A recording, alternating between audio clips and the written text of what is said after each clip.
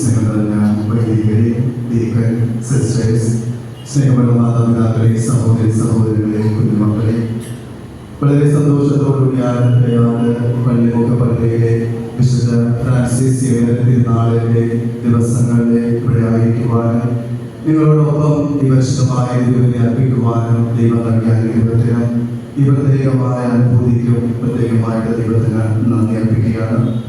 ഇന്നത്തെ ദിവസം പരേത സ്മരണ ദിനമായിട്ടാണ് നാം ആഘോഷിക്കുന്നത്.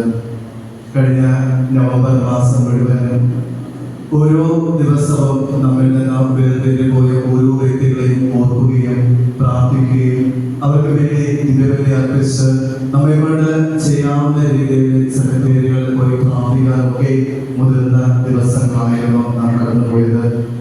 കഴിഞ്ഞ ഒരു മാസവും ഞാൻ സ്റ്റാറ്റസ് ഇടാറുണ്ട്, പലരും കാണാറുണ്ട്. അപ്പോൾ ഏറ്റവും കൂടുതൽ കഴിഞ്ഞ ഒരു മാസം ഞാൻ മരണത്തെ കുറിച്ചുള്ള സ്റ്റാറ്റസ് ആണ് ഇട്ടത്. അപ്പോൾ ഈ ഇടവകയിലെ ഒരാൾ എനിക്ക് മെസ്സേജ് ചോദിച്ച്, അച്ഛൻ പ്രശ്നമാണല്ലോ, പേടിക്കേണ്ട, ഞങ്ങൾ അച്ഛന് വേണ്ടി പ്രാർത്ഥിക്കാറുണ്ട്.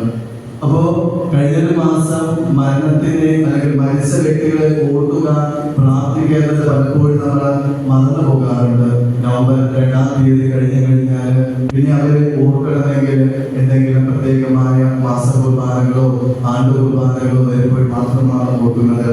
എന്നാൽ നമുക്ക് സാധിക്കുന്ന ഓരോ ദിവസവും നമ്മളുടെ ദൈവത്തിന് പോയ അപ്പനോ അമ്മയോ ഭാര്യയോ ഭർത്താവോ മകനോ മകളോ മരുമകളോ കുഞ്ഞുമോളോ കുഞ്ഞുമകൻ, അങ്ങനെ ഒരുപാട് വ്യക്തികൾ, നമുക്ക് ഒരുപാട് വേണ്ടപ്പെട്ടവരും അല്ലെങ്കിൽ ഒന്ന് അറിയാവുന്നതുമായ ഒരുപാട് വ്യക്തികൾ നമ്മിൽ നിന്ന് വേർതിരിഞ്ഞു പോയിട്ടുണ്ട്.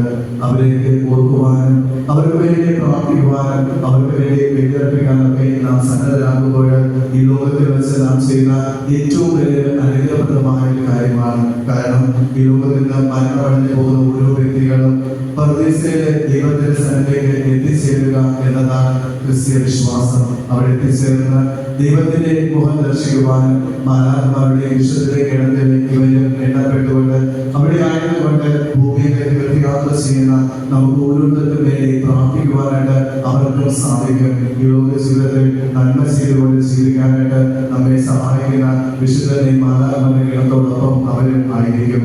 ഈ ദിവസം പ്രത്യേകമായിട്ട് നമ്മുടെ ഈ ഇടവകയിൽ നിന്ന് പോയ വൈദികരെയും സന്യസ്തരെയും മാതാപിതാക്കളെയും സഹോദരങ്ങളെയും കുടുംബാംഗങ്ങളെയും കുഞ്ഞുമക്കളെയും ഒക്കെ കർത്താവിന്റെ കരങ്ങളിൽ സമർപ്പിക്കാം.